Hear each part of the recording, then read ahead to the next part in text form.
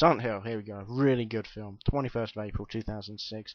Not fantastic adaptation again, but it really followed closely. Well, when I say not a fantastic adaptation, it changed a lot of the characters. Main character became a woman instead of Harry Mason.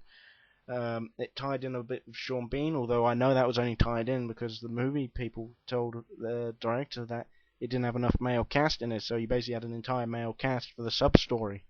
But the sub-story in its own right could have been cut out. I mean, we'd have had a shorter film, but I think that, considering that this followed the story mostly well, I mean, it changed the whole thing of the cult trying to bring forth the demons and, the whole idea that it was the mother that burned the child, but this woman changed it to a really religious, fanatical cult, burning the child just for the fact that she was a fatherless child. But yeah, Radha Mitchell, Sean Bean, Deborah Karanga, yeah, Alice Cruz. Did she play the Borg Queen? I think she did. I mean, she seems to play the. Yeah, I'm pretty sure she was the Borg Queen. Yep, there we go, Borg Queen. Yeah, she seems to play these roles of like the really sinister cult leaders very well, from what I can see. So Kim Coates, I can remember him in something like the Dresden Files, I think. He played kind of demon in that. He's quite good. Actually, I think everyone plays a really good role in this.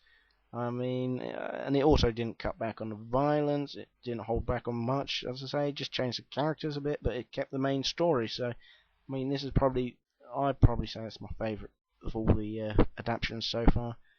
Pokemon Rangers, there's another Pokemon film. We've got Dead or Alive here. I didn't go and see this one. Loosely based, so that's never a good sign when I see that. So it's taken concept. It's not too bad, I suppose.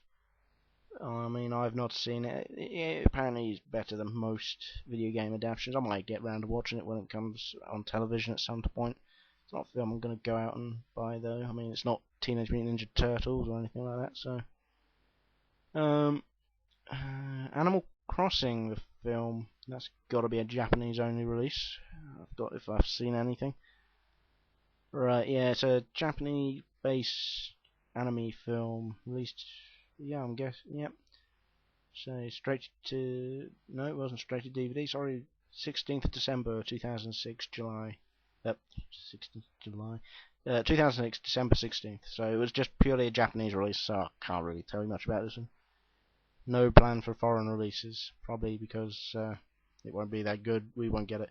Another Pokemon film, so we can skip that one. Resident Evil Extinction. So one of the things that strikes me, I've not seen this film, but whenever I see Mila Jovovich in this one, I mean, the first one she wore the rest, so fair enough, that was the only thing left in the house. She wore it. Second one, she sort of just randomly took clothes from the shop, but in this one, I mean, in the other one, I thought, well, she was looking stylish by accident. This one's meant to be post-apocalyptic, and she's managing to wear styled clothing still, and it's like perfectly styled to fit her and everything.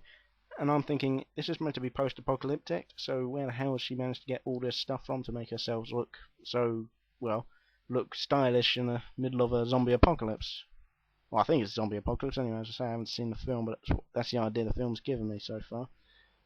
Claire Redfield, played by Hirozali Alata. I mean, it's once again got some characters from the films, and it's got Albert Wesker in it, but it seems to say he only shares the name, not even the character, and that's the thing I liked about Albert Wesker, his character, the sinister, moustache-twiddling bad guy in the background, the one who manipulates everything. I say, there was going to be another one, but it got dropped, I assume. I mean, I remember them saying there was going to be 4 at one point. Anyway, yeah, this one did well, not as well as the others, but overall it was fine, I think. Postal, Yulmo, I think that says enough. That came out October 18th. There was a Hitman film. I was going to go and see this one, but my better instinct got me to go and see I Am Legend instead. Oh no, hang on. No, this came. Oh no, yeah, I went to the I Am Legend instead. So I probably made better of the choices there. This one apparently it's average, I think, this film, from what people will say about it. I can't tell you about it, but because I haven't seen it once again. But it apparently did pretty well. I mean, as far as video game movies go. Um, but I think the main criticism was how they tried to characterize him and give him emotions rather than just make him like the genetically bred non-emotional killer he was. Although I seem to remember in Hitman 2 he had a bit of emotion in him, but he just lost it completely at the end of that film. In the Name of the King, a dungeon siege tale, November 29th, 2007. I don't even know what this series is based on. It's got Jason Statham in it. I mean, I like Jason Statham in the Transporter films and any Guy Ritchie film or where he plays the London Cockney that tries to fiddle someone, and that's not when I mean fiddle, I'm talking about cheat people out of their money, not sexually fiddle. Anyway, there's not much information here. It failed to crack the top 10 on release. Extremely negative reviews. Oh, it's a Yule Bowl film. Didn't realise that. I wouldn't have even gone into further of it. Upcoming films, right, so let's see where the future of video game movies leads us. Another Pokemon film, so we can just leave that. Far Cry, Yule Bowl, Max Payne. Now, I would have said this was going to be the one to lead us out of the darkness for a little while, if anything, but I've mentioned they've changed they've decided to mix the two games together, and that I wouldn't have minded that as long as they'd have been a bit more faithful to the overall story. I mean, Mark Wahlberg, I have nothing against Mark Wahlberg, but I think there could have been better choices. Then again, I think there could have been a hell of a lot worse choices as well. So I'm not going to complain about Mark Wahlberg getting the part. I think he can do the part, if anything. Mila Kunis, I think, is too young to be playing Arya Sachs, especially when she's meant to be the love interest of Mark Wahlberg. I mean, she's to her credentials so far, she's only done real happy parts, and well, when I say happy parts, I don't know to be honest, but that's the idea I get from her appearances. I mean, I only know her from that '70s show, and that's not the exact person. I mean, there was people I'm sure they could have got who were much better. Say, let's see, Kate Burton's Nicole Horn. I haven't seen her in anything, but when I've seen pictures of her, I think she looks like Nicole Horn at least. Okay, I'm almost turning us into the Max Payne film show, so stop now. I mean, Nelly Furtado's been cast into it, so I think that you may as well put the nail in the coffin. No, there's a Prince of Persia: Sands of Time film coming out. See, Jake Gyllenhaal playing the prince. Okay.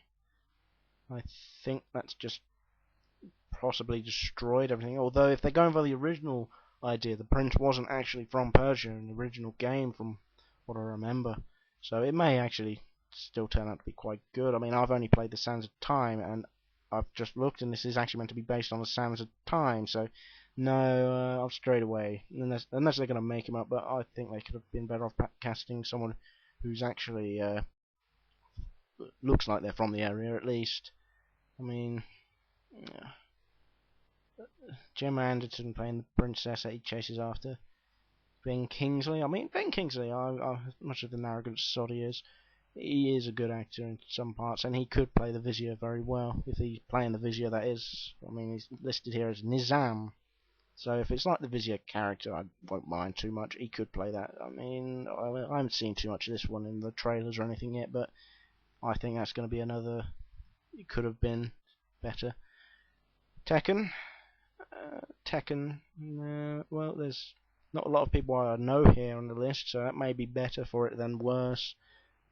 It's got due to be released 2009. That's all we got so far, but I'm sure it will be all right.